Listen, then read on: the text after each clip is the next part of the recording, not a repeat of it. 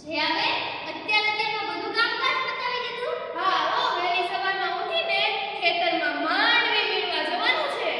હા, એટલે એ બધું પત્યા પછી તમે બંને માં દીકરી સાથે મળીને મતદાન કરવા જવાના છો? બા, એ બા, આ વખતે શું મારે પણ મતદાન કરવાનું છે? હા બચોડી, આ વખતે તારે પણ મતદાન કરે છે. ઓલી વખતે તારું ચૂંટણી કાર્ડમાં નામ નોંધાવ્યું હતું. પણ એ ચૂંટણી કાર્ડમાં મારું ઘરનું નામ બચોડી જ રાખ્યું છે. કાંઈ વાંધો નહીં બચડી, સરકારશ્રીએ એ બધી પ્રક્રિયા પણ ખૂબ સરળ કરી નાખી છે.